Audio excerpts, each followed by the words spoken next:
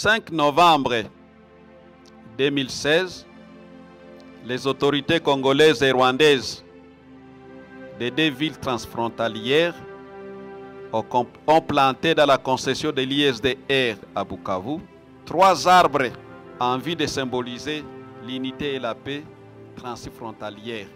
3 ans après, il était nécessaire d'en évaluer l'évolution. Ont-ils grandi? Ont-ils passé le message de paix? Quel sens la communauté de la ville ou de nos villes qui ont accueilli cette dynamique leur donne-t-elle?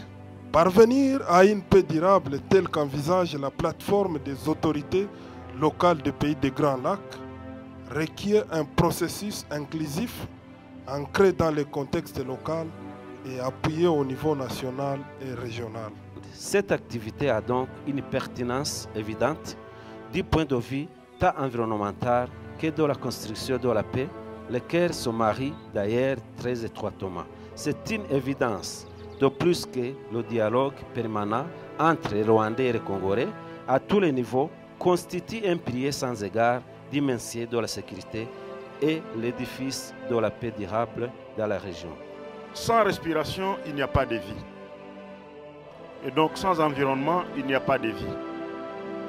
Il est difficile que nous puissions coexister si nous ne pensons pas d'abord à protéger l'environnement qui est notre espace vital. Nous avons une ville qui n'a pas un plan d'aménagement du territoire, je m'excuse de le dire, ou s'il y a un plan d'aménagement du territoire, c'est un plan qui ne s'adapte plus à la situation actuelle.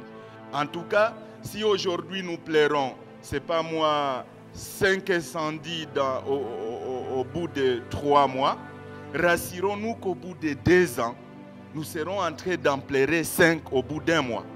Tous les déchets de Bukavu, on les jette sur le lac. Avec le vent et les vagues sur le lac, ça arrive jusque chez nous. Et comme conséquence, entre les Congo, j'ai dit, il y aura les conflits entre ces 2 pays-là. Qui salue le lac? C'est l'homme. L'homme peut être un facteur favorisant ou il peut être un facteur défavorisant. Ici, de rappeler que notre colline ici à l'île de Bukavu est en train d'être sollicitée par d'autres partenaires, disant que non, l'île de Bukavu, c'est une propriété de l'Église catholique. Et par là, c'est un grand contentieux qu'il faut que les acteurs impliqués ici en matière de protection de l'environnement puissent commencer à investiguer pour que la paix et la cohésion sociale puissent être démises et qu'on puisse parvenir à ce développement durable. Mais vous avez aussi une responsabilité, non?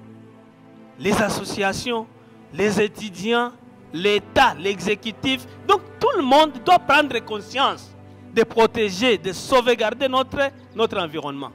Mais nous souffrons un peu et peut-être c'est un autre sujet de plaidoyer auprès de nos autorités sur la mise en œuvre des lois qui sont édictées. Si une mesure a été prise par le législatif et que cette mesure n'est pas prise en application, il n'y a pas un moyen de coercition ou une mesure contraignante pour demander à l'exécutif de le faire. La loi est là, qui porte sur l'environnement en général. Nous avons aussi une loi qui porte sur édit portant interdiction d'usage de sachets au site Kivu. Mais la loi est là, l'édit est là. Il faut maintenant quoi? Ce qui manque, c'est l'application. Nous en parlons trop sans aller à l'action. Mais nous, l'Assemblée, votre organe délibérant, fait ce qu'elle doit faire. Au Rwanda, je peux dire qu'on est un peu en avant à ce qui concerne l'environnement. Mais cela est dit du fait qu'il y a une application de la loi. Je pense que c'est le moment aujourd'hui de dire qu'est-ce qu'on va faire. Alors il y a de dire, ils ne font pas ça, les autres ne font pas ça, les autres ne font pas ça. On doit ne pas tenir compte de ce que les autres font ou ne font pas. Interpeace et ses partenaires développe un mécanisme de construction du capital humain.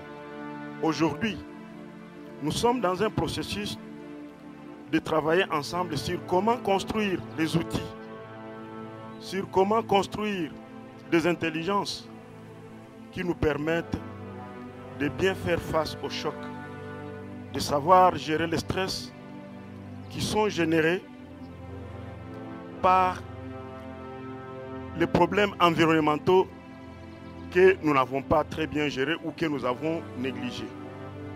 C'est la construction des capacités de résilience.